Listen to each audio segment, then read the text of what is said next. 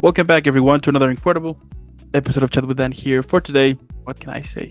I mean, I'm already speechless and we haven't even started yet. She's back, the incredible, amazing, the badass, the superstar, the one and only Shyla. Shyla, how are you today? I'm wonderful. Thank you for having me, Dan. It's Absolutely, great to me. see you again. Yeah.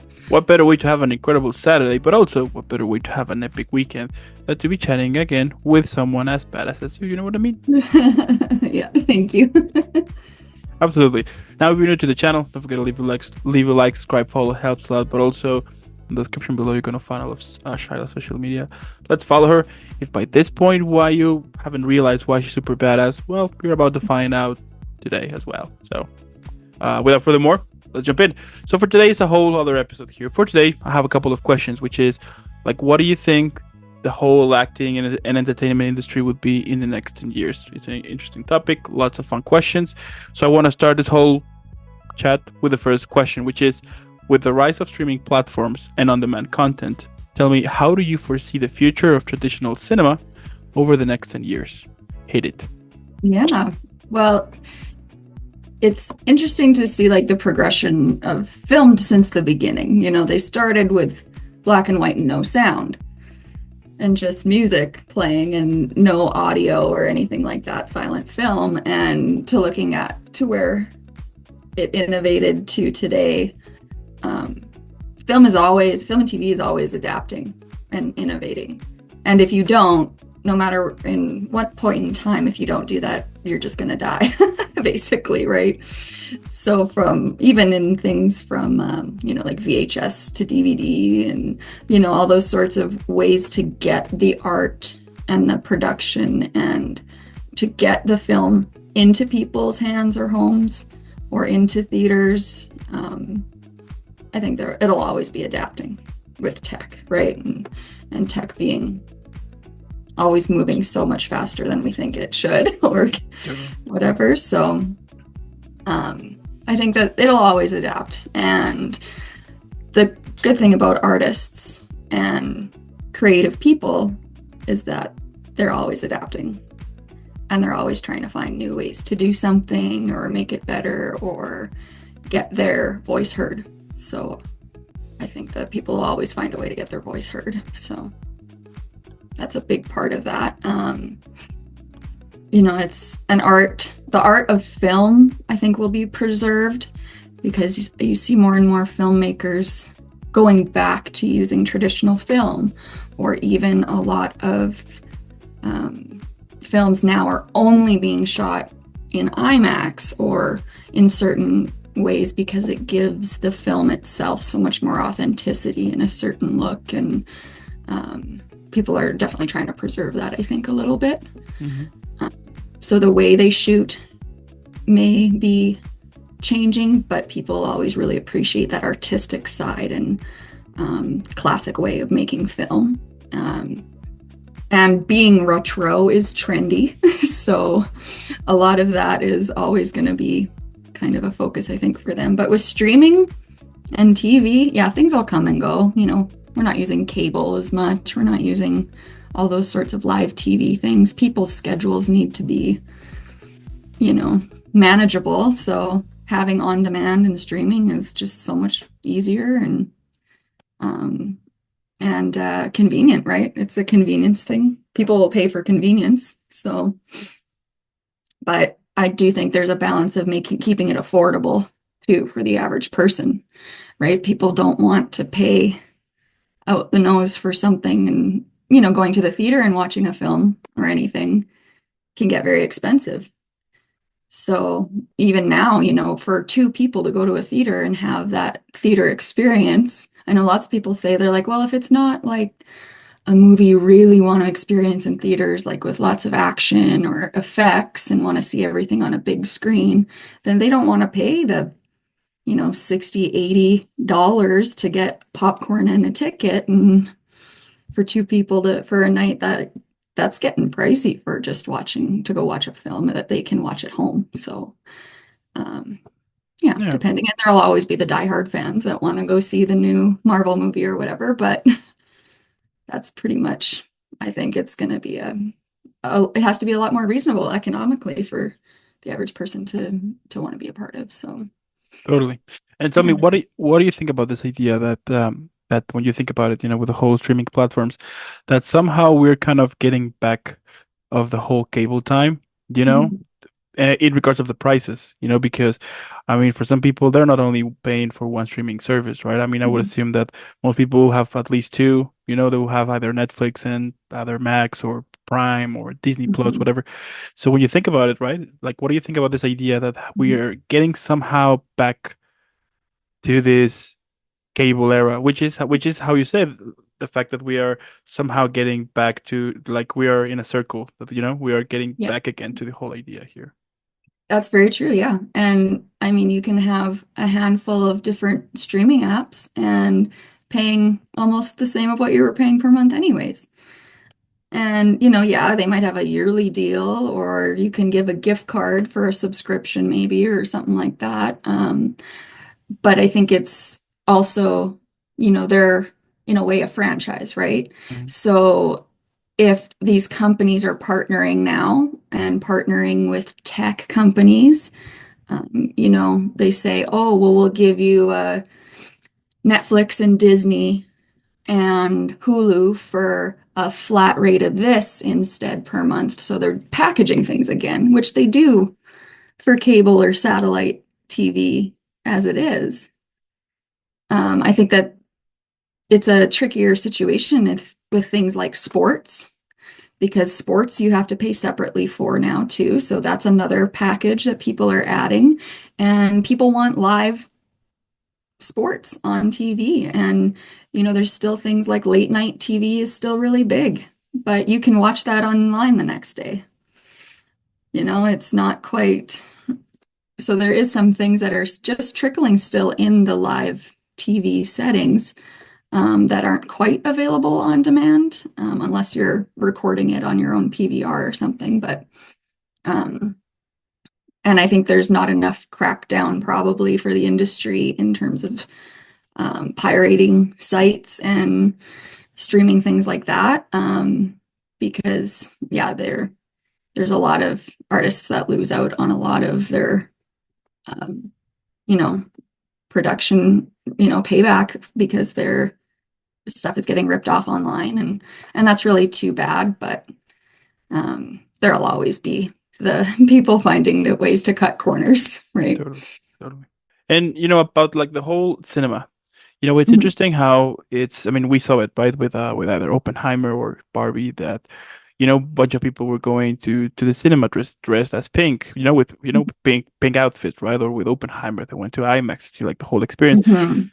So I do think that, for example, like with cinemas, they're definitely gonna stay for sure for the experience. And as you mentioned Yeah. before, that it's getting expensive, but at the same time now Mhm. you can order drinks, you can have dinner while you're at the cinema, right? So Yeah. maybe for the experience, cinemas will stay, but it's true that because if it is expensive to go to just have some popcorns and your drinks and that's it, it's expensive still. So at least I think people might be like a little bit more selective. I mean, at least that's what I do. Mhm. I don't go to the Mhm. movies as I used to back then. At least Yeah. today, I'm kind of like more selective to it. Like at Mhm. least unless I really like like I really like a movie, I will go. Like for Mhm. example, the last time I went to the cinema was to see Deadpool and Wolverine, for example. Yeah.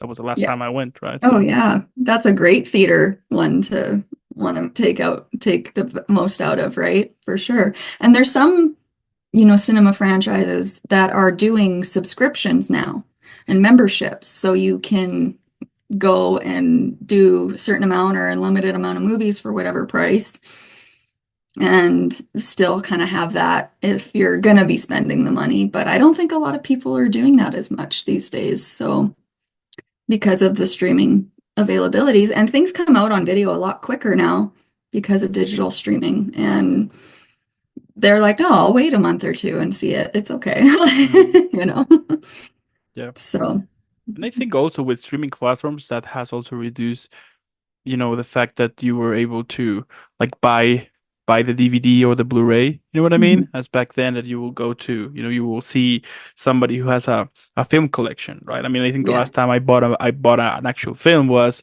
I don't know, 2014 maybe, you know? It's box sets of TV shows maybe.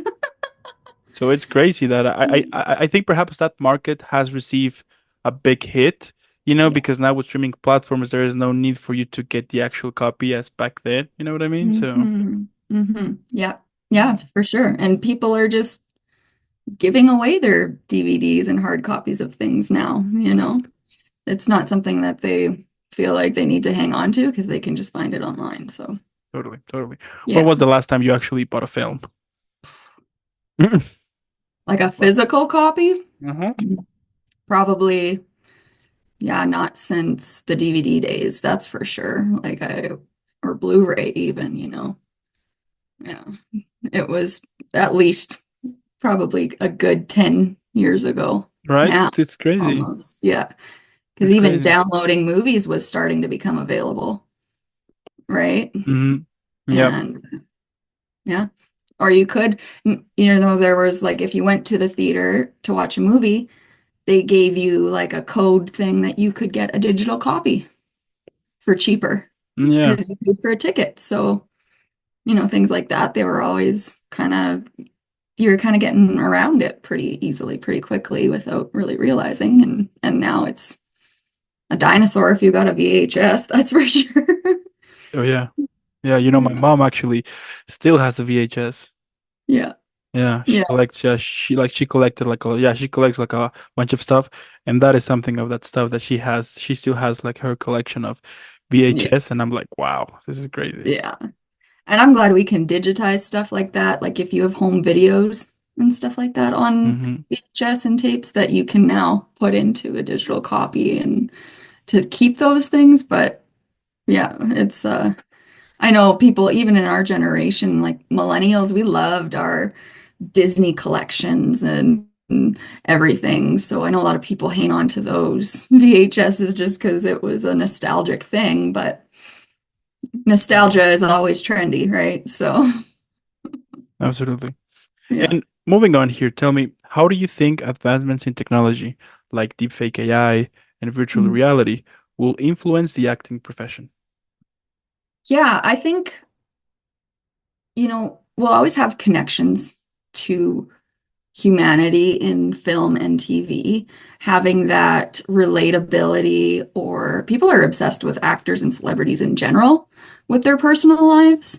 So, to see them on screen is always going to be a thing, I think, right? Hmm. And AI can't really replace that, even if you have some um, kind of AI character. It's interesting and you can make it do or think or, speak however you want. But it's missing that unpredictability of being human.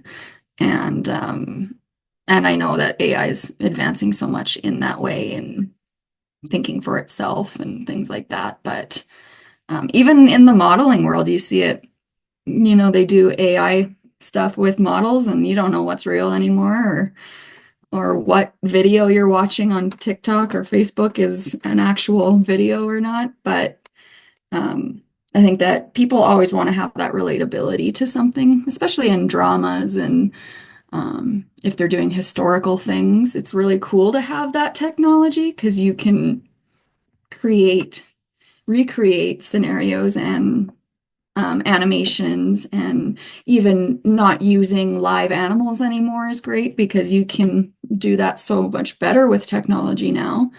Looking at Disney doing all their live action stuff is awesome because they use all computer generation stuff and programming with that. So it's great in terms of, not having to worry about using real animals and the risks with that. And um, I think that's great part of technology. But um, everyone we really connect with people, and people that connected with Johnny Depp because he had this crazy lawsuit.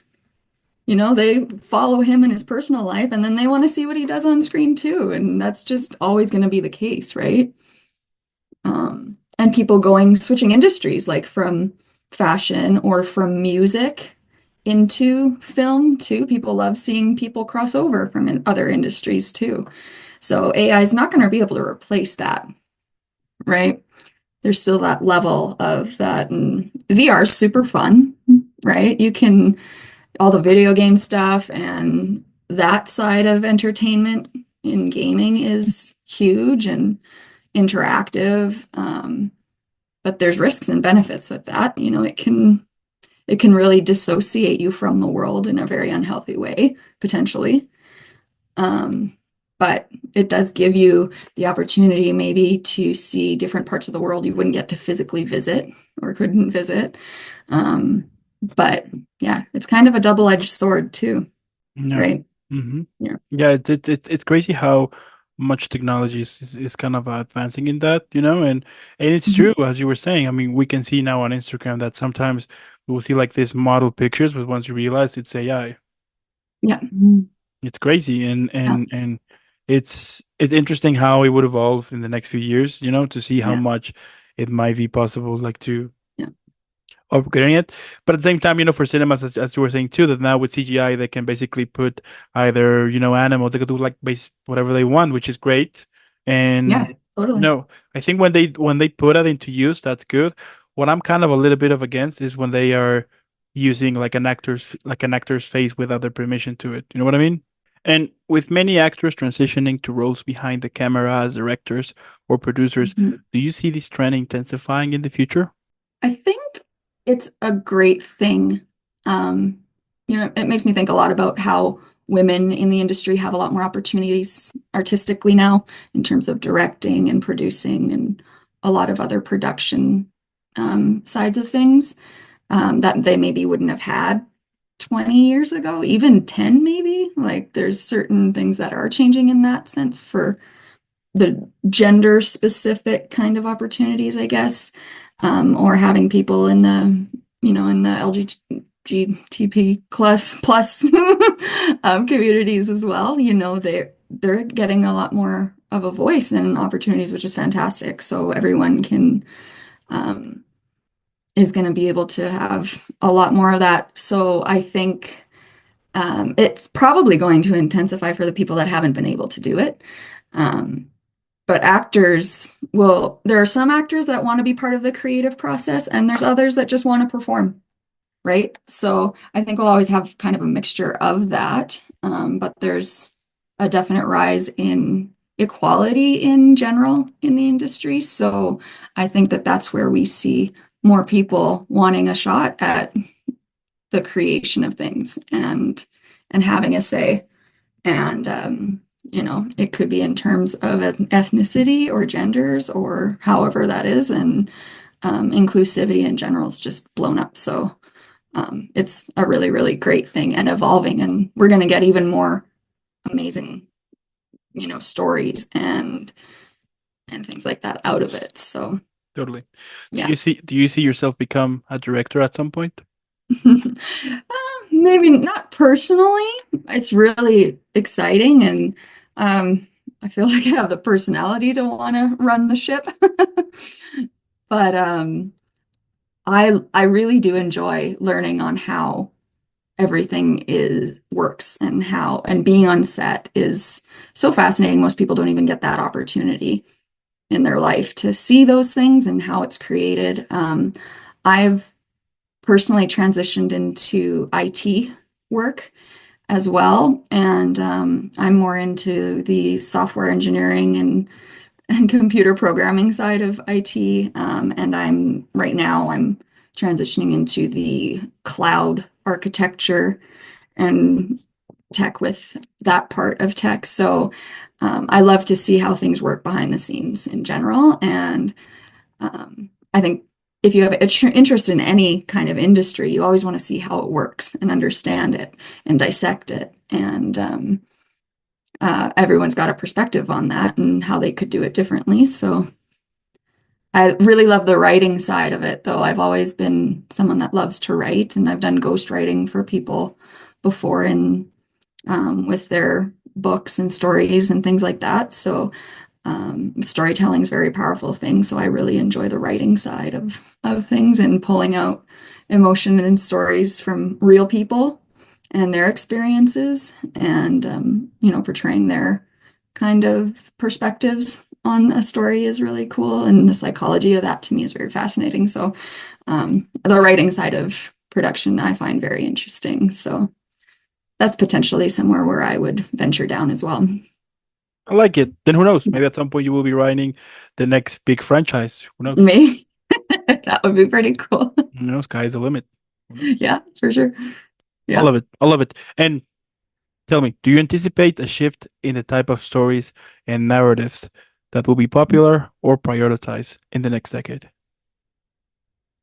Yeah, we've had a bit of an interesting, handful of years with a pandemic and coming out of that, and being in the information age and technology expanding so fast and um, at an exponential rate at this time. I do see people really trying to hold on to authenticity though. And I think artists see that. They're trying to hold on and preserve values and certain stories and their cultures and their history and all things personal to them. And I think that people are really attracted to that and attracted to stories like that. We'll always want to hear about the overcomings, and, we love real stories of people that, struggle and, have addictions or some loss in their life and great tragedy, but then have this big, swing up in accomplishment in life, and perseverance is a very big thing in people's stories, I find, and whatever, if that's a real story or if it's not, or if it's just fiction. So I think documentaries are really going to be quite big coming out of this last few years with COVID. And, the industry had the writer's strike last year, which really hurt a lot of things creatively and in film and TV in general. So I think people are putting their foot on the gas a little bit more. So I'm really excited to see what comes out of that. But there's a lot of live theater stuff happening as well. I feel like people are not losing that, which is really cool to see too. And in terms of acting and theater and live performing, um, lots of actors are going back to that type of work, and preserving that in the industry, which is really, really cool to see. Hmm. Mhm. Yeah, I like it. I do hope that we can get the chance like to see more new stuff. I think especially right now in this time that somehow the world is getting like a little bit crazier. That if we are able to speak with new topics, I mean, at least what I think sometimes is like with films and TV shows, so you can get the chance to speak about certain topics that perhaps publicly might be a little bit sensitive to. And with films, at least I think that with that you can like open up a conversation to it, or at least Mhm. have like some knowledge to it to those who I don't know about that specific topic they're talking about, right? So Mhm. I hope that we can get the chance to see more of that, Mhm. you know. Yeah, So it brings awareness to things going on in the world too, right? Which I think people are craving more and more. And they don't trust their media, they don't trust the governments as much. So they want to learn for themselves. And they want to, and it's might be hard for them to travel to certain places or meet certain people. So there's so much that can be learned about through TV and film. I know, like even for myself, like I love historical dramas. That is my thing. I love all of the historical movies, and even about the Bohemian Rhapsody movie and different musicians and artists and their stories. Those are some real big favorites of mine. But it's pretty cool to see um how, yeah, people's stories, and it's very easy for people to go and use this book and create a movie out of it now, and it's very um I love that opportunity for authors, being able to tell their stories, and then you look at the show, what was that show, Baby Reindeer, that came out on Netflix, and this wild crazy story, but he had never created a film or a series or anything and just decided to do it. And um, we are seeing a lot more new artists through stuff like that, which is great because it's you're able to put it online and you're able to get it into the hands of people and the public very, very quickly with social media and production companies respond to what's trending really quickly. So Mhm. I I like it. think, yeah. Yeah. Yeah. And how do you feel about the rise of short form content? Like what we see on TikTok, Instagram, so on. Mhm. Do you think that this will influence the type of content or produce, or even the length of films and TV shows? Yeah, it's, when I think of, short form content, obviously reels are so big and we're still such a microwavable society that we like something quick. And, it started way back when we watched Vines. Do you remember Vine? Mm-hmm. Like, the 4-second videos. It was fast. And now I watch them and I'm like, if I were to watch Vines now, it's too quick. It's like, no, we want longer, a little bit longer, right? And now reels are they're typically like maybe 10, 30 seconds or something, but now they're a couple minutes. Now you're doing mini conversations and clips of podcasts or shows or movies or trailers and things like that. I think that that's really, really awesome, but it's still very short form content that, you can scroll through 10 videos and forget what you watched 5 minutes ago, like very easily. Yeah. Yeah. It's almost like overload of information. And I don't know if it's really memorable. And how many things do you save on social media and then never watch them again? Hmm. Lots of people do that. So for Mm-hmm. short form, it's great, but if you don't make an impact really quickly in 10 seconds, you're probably not going to be memorable, right? Yeah. Yeah, that is something that I constantly struggle with my Yeah, reels of course, sometimes. right? Because that's the thing here. I mean, people are already used to get something either to get their attention in 10 seconds or at least, or unless they're following somebody specifically, then they will get the attention like immediately. But if Mhm, not, for you to present something, that either you get the attention in 5 seconds and they're going to scroll, mhm. so, and I think due to that, at the same time, we have opened the door to a lot of content that are just useless, Mhm. I mean, for Yeah. like over the past few days, I've been having like this idea to, what? I'm just gonna watch content from people that I follow, Mhm. and that's it. No more reels, no more nothing like that, because Yeah. it like once you realize it only takes one, so you can get hooked to it, and once you realize you have already spent like 30, 40, or even an hour Yeah. of doing absolutely nothing. And I think due to that, we kind of Yeah. are kind of forgetting the taste of time. You know what I mean? Like that taste when you know that you actually are using every second of it the best as you can. You know what I Yeah. mean? So, Yeah, absolutely. No, I totally see that as well. And with uh, social media and that's such a big influence. Like if we're not regulating and restricting ourselves with it, like you said, you just start scrolling through useless stuff. And I think people are really starting to catch on that that's not good for them. And but there's also the side of things where people do a lot of what they call micro learning, right? mhm. And if you want to learn about making bread on social media and you search it and you spent 10 minutes flipping through reels, videos, things, tips and tricks, you'd have a pretty good idea and a lot of information that's accessible to just start trying and start doing things. And, it's very quick to Google and then flip through some videos on social media and search a hashtag or whatever. And it's very, very handy and you're able to get information about something really quickly. Um, but at the same token, yeah, it's the double-edged sword as well, right? With that. But yeah. Yeah, it's tricky, or maybe we are just getting old and we don't understand like the Yeah. new things. You know what I mean? That's what I sometimes think that. maybe I'm just becoming like my father and say like, oh, Yeah. but on my days, you know, Oh, yeah. but um, but at least, yeah, I do hope that at some point we can get the chance to start to value more our time and know exactly what we're watching. And also, Yes. Mhm.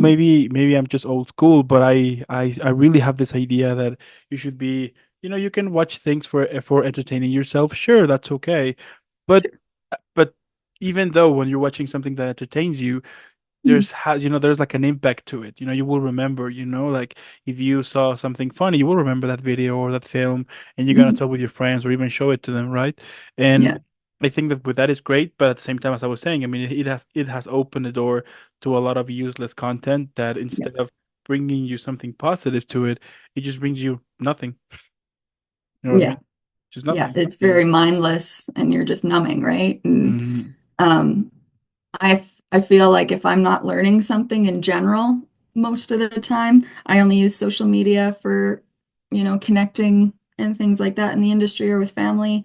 And then my feeds are just entertaining. Like I'll flip through it just for to chill and relax and watch. I love comedy things, and everyone loves a good panda bear video, like you know what I yeah. mean? Hmm. So it's just to, but I'm very aware of if there is something really negative that I'm seeing quite often, I'll make sure to modify and not see certain things or unfollow or Yeah. um, but you have to have that discernment if you're not being strategic in what you're putting in, then that's that saying garbage in, garbage out, right? So influence is everything in this world in general. It doesn't matter where you get it from. So it's more influence management than anything, I Hmm. think. Yeah. Yeah. Totally. Yeah, Mhm. it's complicated. Yeah, it's just interesting, and also, I mean, I do hope that at the same time we will be giving the voice to the right people and not for everyone, because I think Mhm. also with that, with the reels and everything that and social media that basically Yeah. is that yeah, basically is accessible to everyone who has a phone. Hmm. I think also that has opened a door too to have this type of influencers who they shouldn't be, because they're just, Hmm. they're like delivering like a wrong message to it, or things like that. And then I'm like, why would you give attention or the microphone to someone who clearly has like like a negative impact on Hmm. you, like a negative impact on people, or Yeah. things like that, or they're using it for delivering, something negative. For example, I love like prank videos, right? I love them, but when they are, I don't know, like when they do like magic tricks, I love Hmm. those. I'm like, oh, this is pretty cool. But for Yeah. example, when they really hurt someone on the street, or they will affect somebody on it, then I'm like, why? Yeah. You know what I mean? No. Because I mean, I think influencers have like lost that, or at least not all of them, of course, but some of them, or the wrong ones. They have lost this idea that if people are watching you, it's because somehow they follow you, and if there are kids involved in it, then make sure you're actually delivering like a positive side to it. Otherwise, you are just creating this this problem which we are facing now, that kids will want to be like their influencers, things like that, and they're just following like the wrong people, but because they're kids, they don't have like a proper mentality to it, like an ideal, they just follow because they're kids. Mhm. So yeah.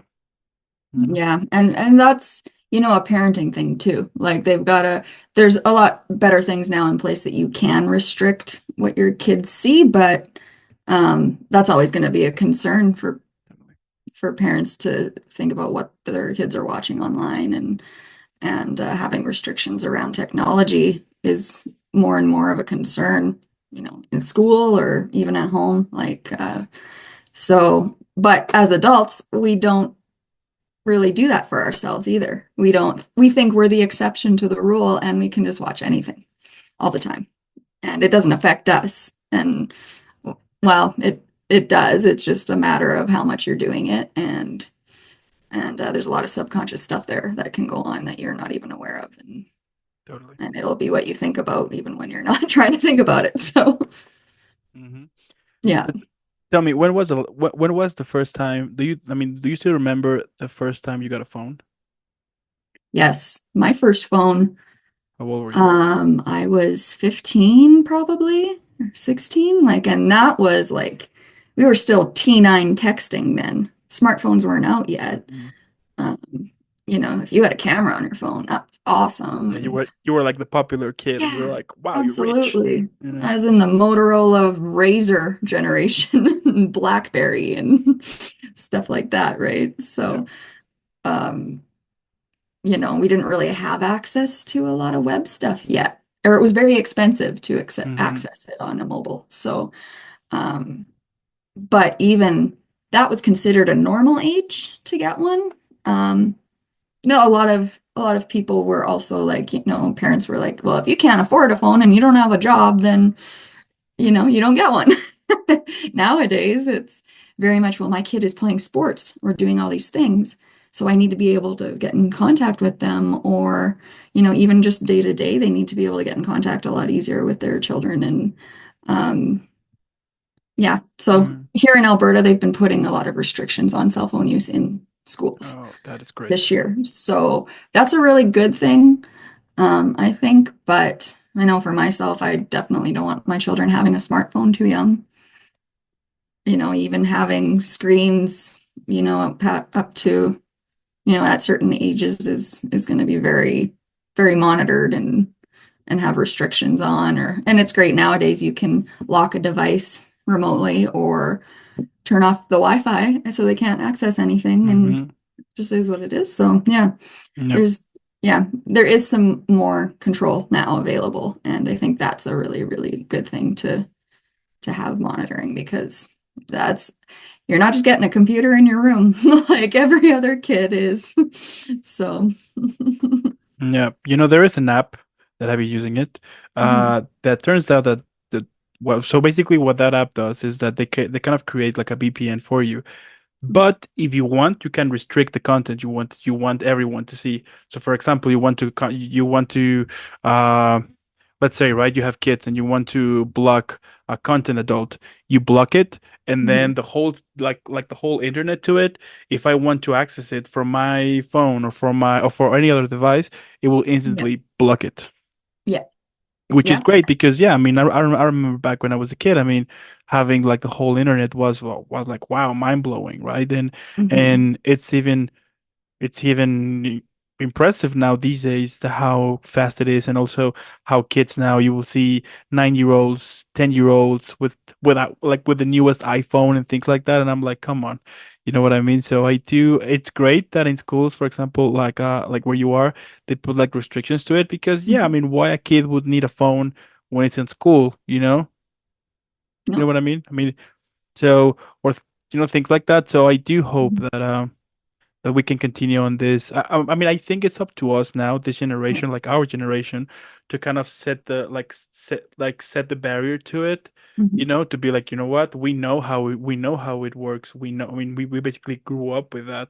So it's up to us now to kind of put a barrier to see where yeah, kids should be, because also with that you can with that you also see how kids are losing their kid side.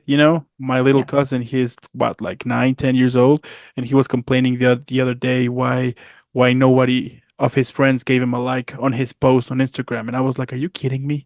yeah, I was like, you shouldn't be worried about that. You should be playing. You're a kid. Act like it, yeah, so. yeah, yeah, yeah. They always, and it's quick approval, it's quick attention, and if that's too easily accessible um, to kids, especially young girls, that's a very dangerous thing. Totally. And I think technology, the smarter our phones get, the dumber we get, right? And, people don't really trust each other as much, and they don't have a value in shaking someone's hand like they used to, and I think trying to teach people in general, and trying to teach a generation to unlearn all this tech stuff. Like we were the test subjects of social media and cell phones and all that stuff, right? And now we're seeing kind of some bad side effects from that.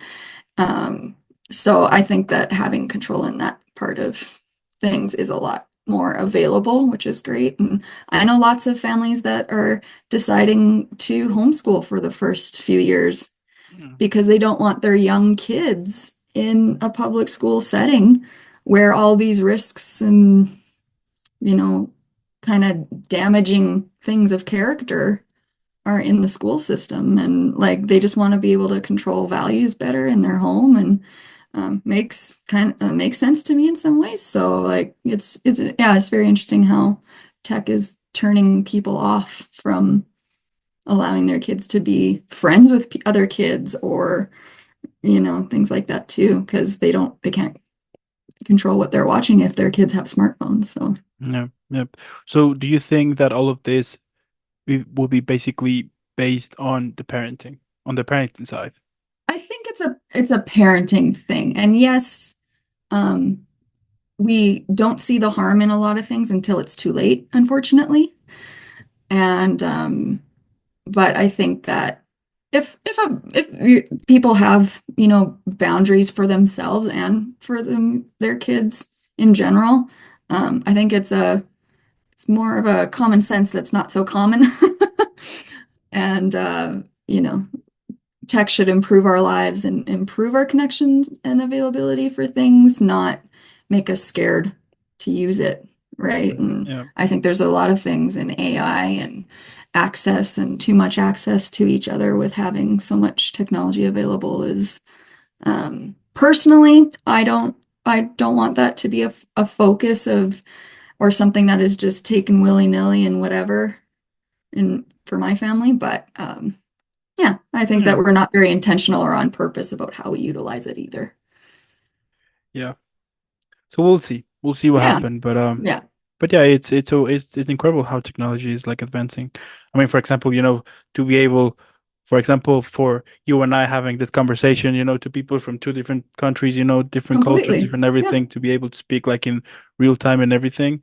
So it's pretty, I mean, yeah, that's pretty impressive. So I think as long as we kind of give it like the proper use to it and kids to kind of understand, well, not to understand, but as you mentioned, to us to show them like the proper use to it, and to be aware of this new of the bad things that might happen if you give like too much attention to it, yes, so yeah, yes, yeah, I agree for sure. Yeah, that's cool. you know I always say that when I have kids, if my kid asks like for an iPad or something like that, I will give him like a football or a basketball or something like that and be like, you know what, let's go play.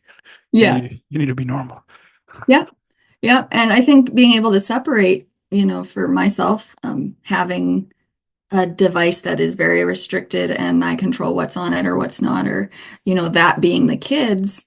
And very much, when you're an adult, you can have, whatever and decide for yourself then. But, Yeah, it, it's a tricky thing, right? Because yeah. if you isolate it completely to it, Mhm. when they can get the chance to be free and to explore that, it tends to be horrible to it. So it's Oh, like, I yeah. mean, I would assume that it's like a balance to it, right? I mean, Yeah, of course. I had friends back when I was a kid that they restricted them like everything, and then when they got older, you realize they're causing like a lot of dumb stuff because they didn't like explore them in the right time to it. So I kind of Yeah. so that makes me think like, okay, so there Yeah. has to be like a balance between to it. So Yeah. so we would so you know that it wouldn't have repercussions in the future, that person you are Mhm. raising. So Mhm. Yes, and being honest with your children once they're able to understand those things I think, is a good thing too. And again, comes down to parenting, right? And kind of comes down to how much your child is going to be aware of things, and totally. you just kind of having your own moral backbone to, educate them and how to navigate the world, because the world's going to be constantly changing as it is. I mean, even as adults, we struggle navigating the world. Like, parents are Mm, always going to worry and we're always going to have those things. But yeah, because you'll get a rebellion out of them if you don't educate them properly. But I think teaching your kids how to think, not what to think, is probably a good way to start. totally. Right. Yes. hmm I love it. And that is another reason why you're super badass. There you go. Yeah, I of love it. course. I love it. And as global politics and social issues become more intertwined with entertainment, do you see actors taking on more activist roles in the future? Yes, this is you see it, I mean, with just the American election that happened. There was a lot of people endorsing whichever party and whichever side, and I think that'll always continue. Um, but there's a lot of behind the scenes stuff with money and, endorsing politicians and things like that that we don't really see.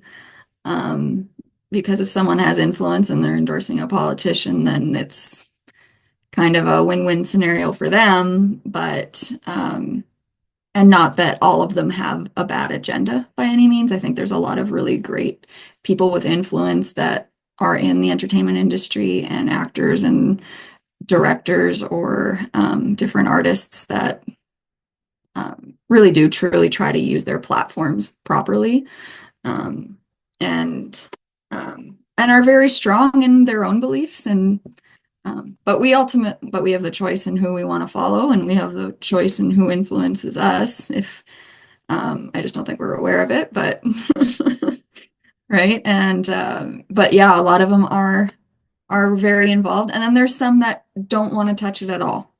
There's, there's always those that are like, nope, politics don't belong in what I do, and they like that very separately. But there's so many issues in humanity that they feel a responsibility to have a voice in and to have an opinion on. And if they don't through politics, sometimes people get, you know, criticized for not having an opinion now. And, why aren't you speaking about this? And why don't you stand for this? And they kind of like guilt them into expressing their opinions when really it's not really any of their business. Right? Like, but that comes with the industry. And if you are an influencer, people are always going to want to know your thoughts on something that's going on in the world. So, Yeah, that's true. yeah. On my end, I have thought about it sometimes, to get into the whole uh politics side and to talk about those type of stuff. Mhm. But then I'm like, you know what?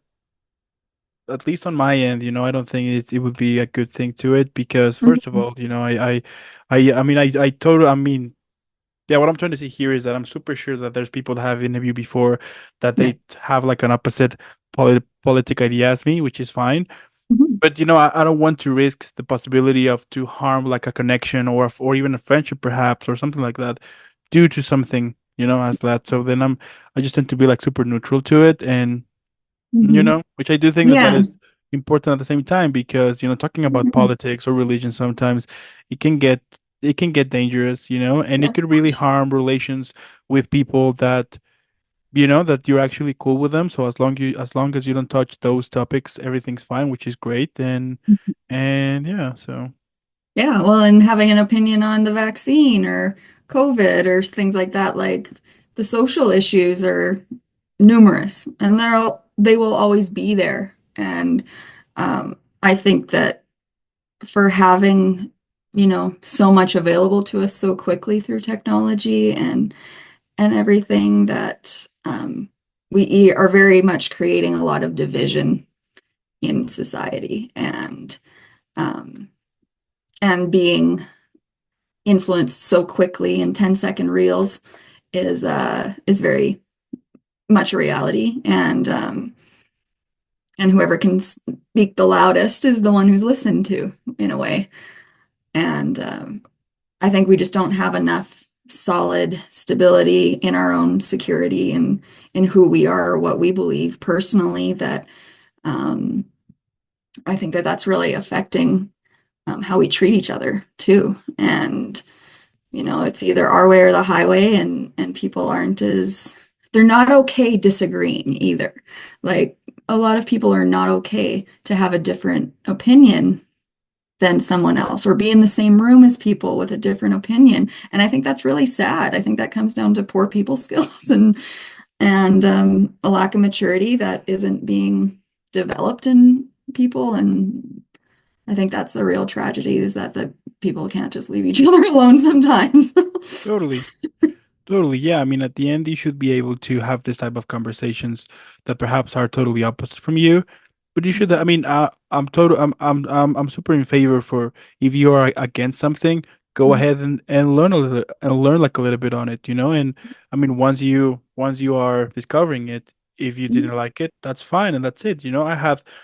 I had conversations with people that they're totally opposite from me, and that's fine. I'm like, okay, you think in that idea, that's great. I think in this idea, and I hear what you think, you hear what I think, and that's Mhm. it. I think that when we can, if we were able to kind of respect other people's opinion to it and be like, is it's what they believe, it's not, it's Mhm. that's not a bad thing, Mhm. because if we were all think the same and we all like the same, then Mhm. then that would be boring. So I think too that we are living in this era at the same time that we are more divided than ever, and we Mhm. haven't took a second to realize that we live in the same world, you know, and it would be a lot better if people were able to be respectful with other people's opinions and just move on with their lives, and that's what that Yeah. I can believe whatever I want, and if I'm not causing you direct harm to it, then Mhm. what's the problem? You know what I mean? Or Yeah. so it's interesting how we see people are super divided on ideals, that once you can get the chance to think about it for a second, you will see that Mhm. perhaps you are fighting for the same reason, just with different names. Mhm. You know what I mean? Absolutely. So, Yeah. Yeah. And people aren't curious enough hmm about each other, you know? yeah, They have an agenda as to why they need to be right or to have you come over to my side in my opinion and instead of being, asking them, well, why do you think like that? Or what made you believe that? Or where does that come from? Like people aren't inquisitive and just generally curious. We're very accusational and assuming of people, right? And we don't always get the full picture of someone's life or experience before judging them in general. So totally, yeah, I think if we totally. had more curiosity about each other, we'd probably be a little more at peace with each other too. Oh yeah, for sure, especially right now. Yeah. Yeah, that's true. To be able to question, that's Mhm. important. Yeah. Don't be uh yeah, I couldn't agree more. Get a chance if you don't agree about something or you have a curiosity on something, ask for it, get the chance to learn from it, and if you're able to do that, then after that you don't like something, good. Move forward, and that's It's it, okay. because that is another thing, right? That we will see this whole thing with the cancel culture, right? That they will go after somebody and they will completely like destroy them, and you will see like this actually witch hunt basically, and I'm like, Yeah. why? If you don't like something someone said, then don't consume it. You know what I mean? If Yeah. don't use it, don't see it, and that's totally okay. Like nobody has the right to cancel somebody because of whatever they said. It's I mean, of course, as long as they're respectful, I mean, I get it, and of course depending what they did, of course, absolutely. Yeah. um but I But mean, you at can the find dirt on anyone if you look for totally, it. If you wanted totally. to comb through someone's life and find something wrong with them, you can destroy them online for it. It doesn't So matter what it is, yeah, like in anything. so I think at the same time with that, that is why perhaps not so many actors or celebrities they don't raise their voice about a specific thing, Mhm. because they might be afraid of whatever might Mhm. happen if whatever they think of it. So Yeah. yeah, It's backlash that is unnecessary, right? And just yeah, feeds the beast anyways. So totally, totally. Yeah. So in other yeah. words, just don't be a dick. If you don't like somebody else's opinion, that's fine. Move on Yeah. with your life. Yeah. Find people who think the same way as you do, and the Yeah. world will be a better place for everyone. Yeah. I kind of have like a basic kind of motto of things is that don't be weird. Like just don't be weird. And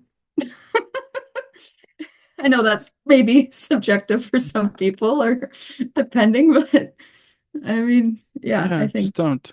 I just like it. there's a level of I think and our insecurities come out when we're not being heard, right? Hmm. And people's desire to be heard all the time and understood. We all like authentically really want to be understood, and that's great. Um, but when it's at the cost of a relationship um, or being wrecking someone else's name or something, it's out of hand. So Totally. I mean, yeah. everyone is entitled to say whatever they think, Mhm. but just be respectful to it. Just don't be a weird and don't be a dick. So man, You yeah, know, it's a don't be a pretty D. good Don't rule. be a DW. Yeah. There you go. I like it. I like it. I like it. And tell me, how do you think the role of importance of critiques in film critiques will change the digital area, in which basically everyone can be a reviewer now, Yeah. And, that kind of ties back into right? just Yeah, yeah, it people connects. wanting to be heard and understood and have their opinion heard. And I mean, I look at reviews all the time, and I think it's great. Like film festivals are awesome, and that side of the industry is amazing for emerging and new artists. And I was really excited to um, be in Dallas Smith had made a new movie here. He's a country music musician, and he made a movie here in the Edmonton area a year ago, and it just came out in the Edmonton and Calgary film festivals and did really great and was a really awesome project. And to see all the local talent and artists and production team to contribute, and I think those things boost the economy. But the critics get to, they get a peek into a film before it's released in other ways or picked up by streaming services. Um, and you look at things like Rotten Tomatoes online, and I think those things are good to gauge for sure. But I don't think we can hold the weight of the critics too heavily either, right? Um, because you'll see, I do like how they have like, the professional critics have a rating, and then the audience score itself is a totally different basis of critics. So I think that's super interesting, and I think that it's really cool how you can promote or discredit something really easily online, right? Whether that be a film or a person or whatever you like. And but the film critics, they do understand things in terms of production and cinema and um, how the movie was made and how it was written, how the story develops, or how certain aspects of production were done. So they're taking all those things into account when they critique as well. So it can be from a more technical or artistic side. So if you're the average Joe, watching a film, you might pay attention more to the audience score and social media and what people are saying about the movie online, right? And I think the critics are more for the industry people and not as much as to the audience in some ways. For me personally, I have found that the movies that I loved the most got terrible ratings sometimes. I'm like, oh, this movie was not rated very well, but I really enjoyed it, and it's one of my favorites, and I watch it over and over. There's things like that too, or a highly, highly rated new series that everyone's raving about. I didn't like. So, um, yeah, I think it has to do with preference and stuff like that too. But I do find it really interesting how the audience score can change compared to the critics, and seeing that is very much prevalent on social media for sure. And people on YouTube will do a whole 1 hour episode on a movie and dissect it in different ways and whatever. Um, and that'll influence people to watch or not watch something or whatever. And it's if you find if you look for influence on a film, you will find it. And the fan bases online are insane for certain franchises. Like you see that with Marvel and Comic-Con stuff and all anime and all sorts of genres that have their fan bases are very hardcore. So Yeah, couldn't agree more. yeah. I do watch like also like a lot of reviewers, but Mhm. even though whenever if I'm curious and even if the review said they're terrible, I'm like, let's see it. Yeah. I want to see what the fuss is Oh about. yeah. Because it has happened a few times Yeah. that the reviews will be horrible, and then once I see it, I'm like, well, it's not that bad. You know what I mean? Like, Mhm. I Yeah, might like it, so, yeah. yeah. And then there's, kind of things that'll shock you too with the critics is the new Joker movie. They just dropped off on their press when the critics didn't give it very good ratings and reviews, and it wasn't really talked about when it hit the box office, and unfortunately, and people thought it was kind of a bust. So it can be a make or break as well in a way. So, Yeah. which is, I think too bad because Joaquin Phoenix is incredibly talented and brilliant, and Lady Gaga coming into that film was a really interesting thing, and I still want to see it, but um, yeah, like that's an example there of the critics kind of kiboshing Hmm. the film before it was even released. So, Yeah, that's the thing here. Yeah, that film, I didn't dare to watch it. I was like, yeah. I mean, especially, I mean, when they first announced it back then that they were gonna make a sequel and it was mhm, gonna be a musical. From there, I was like, yeah, I don't know. I mean, I do yeah, enjoy musicals, but for some films, I'm like, I mean, mhm, at least to me, on my opinion, I was like, you know what, maybe mhm. not. Yeah, and And going down the very loved comic of Joker and that you know, character, and how the first one was so focused around mental health, and I think like that was an incredible take on that story for sure, and well done. So to switch it into musical kind of mode was interesting, but I think it was uncharted waters hmm. a Yeah, that's the bit. thing. Yeah, that's the thing here. I mean, and also I think people were not expecting at all that it was No. gonna be, something like that. And I do think that perhaps for some films, they are, if you make them musical, fine. But for Yeah. a kind of a superhero-ish comic stuff to make it into a musical, I Hmm. mean, maybe not, maybe just stick, Hmm. if you have a lot of content to it for you to grab Hmm. for you can create something. And Hmm. go for it, and because we Yeah. have seen with musicals that even with a musical, they released like a film of the musical and it was horrible, like for example with the musical Cats. The They movie released wasn't good. they released a film and the film was Yeah. terrible. Yeah. So maybe, Yeah.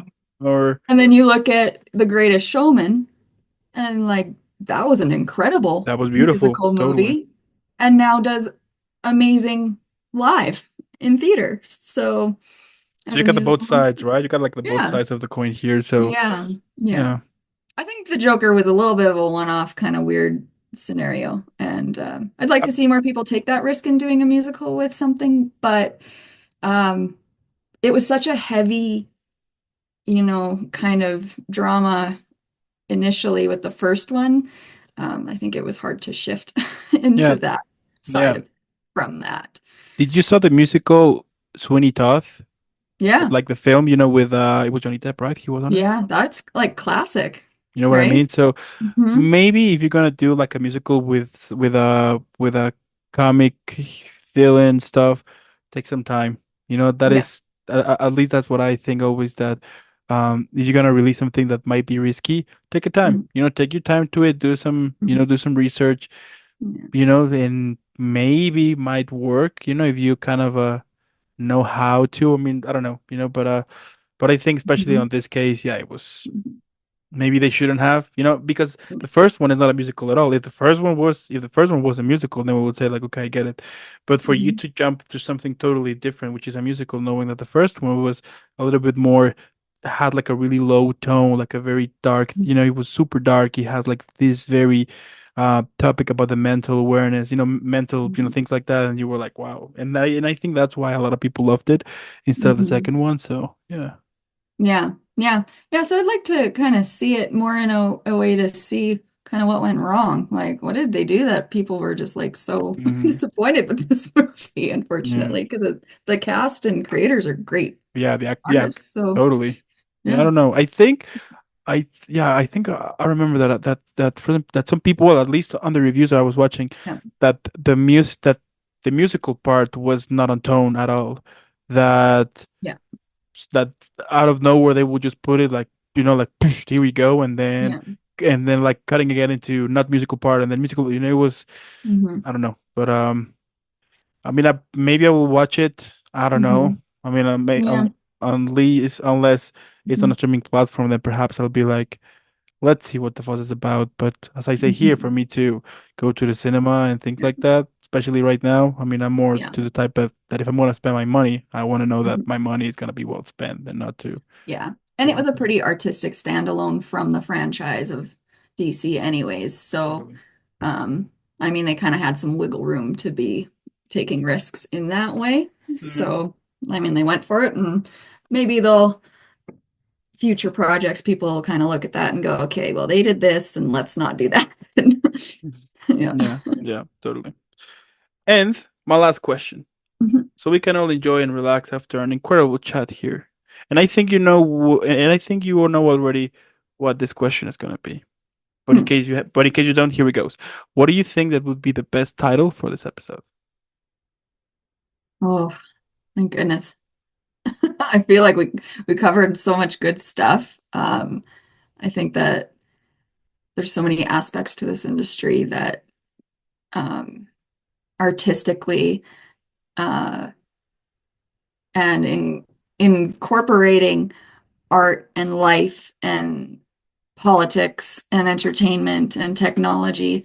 Uh, you know, these are topics that are definitely um, not talked about a lot, to be honest, all in one room. And having more of an objective view of all those things and how they interact is pretty cool. But I think, the future of film, but it's and TV, but the role it has in society is very uh, interesting to watch. So adaptation maybe of the entertainment industry with with the shift of social and economical things. I don't know. It's very much so it was a hard one for me to think of, to be honest, a little bit.